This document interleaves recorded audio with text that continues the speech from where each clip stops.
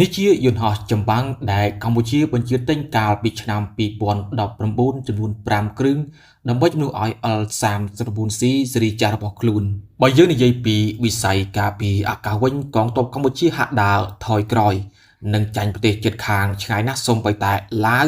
បើយើងក្លែកមើលទៅសម័យអតីតកាលខ្មែរយើងធ្លាប់មានយន្តហោះចម្បាំងជាច្រើនគ្រឿងបន្ទាប់ពីឆ្លងកាត់ពីសម័យកាលមួយទៅសម័យកាលមួយទៀតកងទ័ពអាកាសខ្មែរយើងនៅតែមានយន្តហោះចម្បាំងប្រើប្រាស់ដដែលប៉ុន្តែចាប់តាំងពីឆ្នាំ1997មកកងទ័ពអាកាសខ្មែរចាប់ផ្ដើមទួតខ្សោយនិងលែងមានយន្តហោះចម្បាំងដូចមុននោះគឺចាប់ផ្ដើមនិយាយពីដើមទសវត្សរ៍ឆ្នាំ1990នៅពេលដែល UN ឬក៏ខ្មែរយើងតែងតែហៅថាអ៊ុនតាក់នោះចូលមកជួយរៀបចំប្រទេសកម្ពុជាឲ្យមានសន្តិភាពឡើងវិញនិយាយបែបខ្លីនិងងាយយល់គឺសម័យនោះប្រទេសខ្មែរយើងកំពុងមានសង្គ្រាមស៊ីវិលនៅឡើយ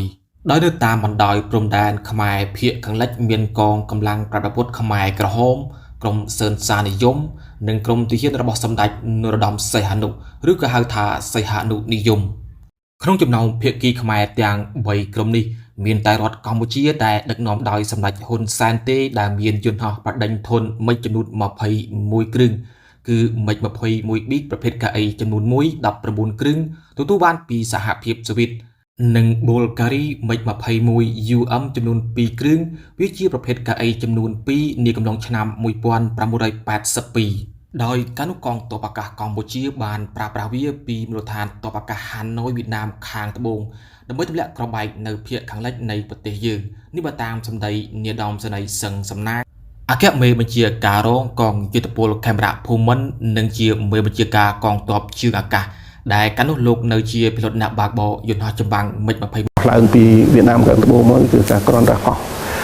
ផុតពីដីហើយលើកកង់លើកអីស្រួលបួលនេះស្លាប់អីស្រួលបួលលើកស្លាប់លើកអីស្រួលបួលគឺខ្ញុំមើលឃើញក្នុងពេញនៅក្នុងអំឡុងឆ្នាំ1990-91អីហ្នឹងកាលនោះប្រទេសយើងវាមិនទាន់មានសុខសន្តិភាពដូចបច្ចុប្បន្ននៅឡើយនោះបាទវាតែងតែមានរែង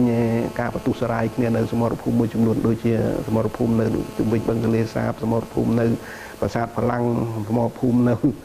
រែងសំឡូតបៃលិនបាទមេឡៃនៅខាងរែងលងវែងនៅខាងរែងវាលវែងលាក់នៅលាក់បាទគឺថានៅក្នុងនេះនឹងគឺខ្ញុំធ្លាប់យុទ្ធប្រយុទ្ធមិត្តបើកមិត្តមកឬក៏បាទមិត្តបាទគឺខុសប្រយុទ្ធទម្លាក់ខុសបែកក្រោយមកដើម្បីស្វែងរកសន្តិភាពនៅកម្ពុជា UN បានតម្រូវឲ្យរដ្ឋកម្ពុជាដកយន្តហោះចម្បាំងទាំងនោះមកទុកនៅពលានយន្តហោះពោចិនតុងទាំងអស់ដោយគ្មានការថែទាំអស់រយៈពេលជាច្រើនឆ្នាំមិញ21ទាំងនោះចាប់ផ្ដើមចាស់ទ្រុឌទ្រោមរហូតដល់ឆ្នាំ1997កម្ពុជារៀបចំធ្វើទំនើបកម្មវាឡើងវិញដោយជួលប្រទេសអ៊ីស្រាអែលគឺជាអ្នកអាប់ក្រេតវាប៉ុន្តែគប់ជួនជាពេលនោះប្រទេសខ្មែរយើងធ្លាក់ចូលក្នុងវិបត្តិនយោបាយម្ដងទៀតដែលកាលនោះមានអ្នកខ្លះហៅថារដ្ឋប្រហារហើយយើងក៏មិនបានធ្វើទំនើបកម្មវាឡើងវិញដែររហូតដល់ឆ្នាំ2010វាត្រូវបានខូចខាតទាំងស្រុងនិងដាក់ឲ្យចូលនិវត្តន៍ជាផ្លូវការនិងនៅសម័យនោះកម្ពុជាទទួលបានយន្តហោះចម្បាំងធុនស្រាលដែលមានទូទីវឹកវើផងនិងប្រយុទ្ធផងចំនួន6គ្រឿងពីអ៊ីស្រាអែល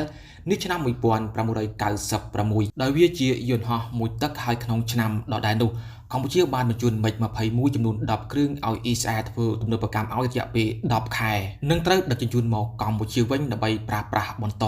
គប់ជូនជាពេលនោះកម្ពុជាយើងមានវិបត្តិនយោបាយឆ្នាំ1997ដោយសារតែកង្វះថវិកាថែមទៀតនោះការធ្វើទំនើបកម្មត្រូវបានបិទបញ្ចប់ដោយភាគីខាងខ្មែរយើងមិនមានលទ្ធភាពបង់លុយឲ្យថ្លៃធ្វើទំនើបកម្មនោះទេហើយចាប់តាំងពីពេលនោះមកខ្មែរយើងក៏លែងមានយន្តហោះចម្បាំងទៀតហើយមានត្រឹមតែយន្តហោះវឹកវើ L-39C ចំនួន6គ្រឿងប៉ុណ្ណោះបន្ទាប់មកទៀតយន្តហោះទាំងនេះក៏ចាប់ផ្ដើមទ្រុឌទ្រោមប្រើលែងកើតដោយសារតែវាជាប្រភេទមួយទឹកទើបឆ្នាំ2019កន្លងទៅសម្ដេចហ៊ុនសែនបានបញ្ជាទិញ L-39NG ស៊េរីថ្មីពីឆេកចំនួន5គ្រឿងហើយយន្តហោះមួយនេះមានរហស្យថាចចកមេឃា L-39 Skyfork ឬក៏ចចកមេឃានេះគឺជាប្រភេទយន្តហោះសម្រាប់វឹកវើនិងគ្រប់គ្រងដល់ការប្រយុទ្ធថ្មើរជើងដោយការបំពាក់ពេជ្រកៅជារបស់វាគឺតាមស្តង់ដារដូចជាពួកលោកខាងលិចដែរ Skyfork ឬត្រូវបានគេហៅជាទូទៅថា L-39NG ជាប្រភេទយន្តហោះចម្បាំងធុនស្រាលចំនួនទី4សម្រាប់បឹកវើននិងគ្រប់គ្រងដល់ការពិតថ្មើរជើងចំនួនថ្មីប្រដៅប្រទេសឆេកវាត្រូវបានធ្វើការហោះហើរជាលើកដំបូងក្នុងឆ្នាំ2018និងបន្តអភិវឌ្ឍមកទល់នឹងឆ្នាំ2024មានចំនួន12គ្រឿងមានប្រទេសជាច្រើនដែលប្រើប្រាស់វាមានដូចជាសហរដ្ឋអាមេរិកបារាំងហុងគ្រីសេនេហ្គាល់ប៉ូទុយហ្គាល់វៀតណាមហើយប្រទេសកម្ពុជាយើងក៏បញ្ជាទិញវាផងដែរសម្រាប់ប្រទេសវៀតណាមបានបញ្ជាទិញនៅយន្តហោះចម្បាំងមួយនេះចំនួន12គ្រឿងនិងមួយចំនួនបានមកដល់ដៃកងទ័ពអាកាសវៀតណាមរួចរាល់ហើយដោយយន្តហោះមួយប្រភេទនេះមានទម្ងន់ទទេ3100គីឡូក្រាមនិងពេលវាបំពាក់សពាវុធរួចមានទម្ងន់5800គីឡូក្រាមទៅ6300គីឡូក្រាមមកដល់ប្រវែង11.83 ម៉ែត្រមានស្លាបប្រវែង9.37 ម៉ែត្រប្រើប្រាស់ម៉ាស៊ីនចំនួន1ហោះក្នុងលឿន900គីឡូម៉ែត្រក្នុង1ម៉ោងហោះបានចម្ងាយ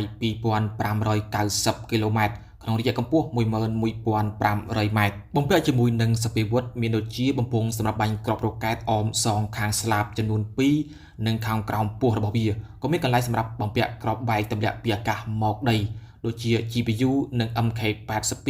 ដែលជាប្រភេទគ្រាប់បែកឡាស៊ែកំណត់គោលដៅមីស៊ីលសម្រាប់យុទ្ធគ្នាលើអាកាសរ៉ុកែតបាញ់ពីអាកាសមកដី70មីលីម៉ែត្រមានទាំង Gat រ៉ុកែតនិង Ungat រ៉ុកែតរួមជាមួយនឹងកាំភ្លើងយន្តសម្រាប់ប្រយុទ្ធគ្នាលើអាកាសឬក៏បាញ់ពីអាកាសមកដី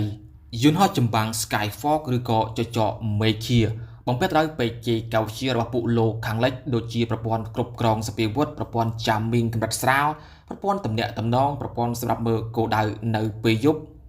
កញ្ចក់នៅផ្នែកខាងមុខអាចការពារពីឧបសគ្គនានាធានាដល់សុវត្ថិភាពរបស់ pilot និងនៅពេលដែលអាកាសធាតុប្រែប្រួលឬក៏ជោះអាប់ងងឹតកញ្ចក់នឹងរក្សាពន្លឺបានយ៉ាងច្បាស់សម្រាប់អ្នកបើកបរមើលគោលដៅយន្តហោះចម្បាំងធុន Skyfork នេះមានកៅអីចំនួន2សម្រាប់ pilot 2នាក់វាមានកន្លែងទូលាយងាយស្រួលដល់គ្រូបង្វឹកបង្ហាត់ដល់ pilot ដៃថ្មី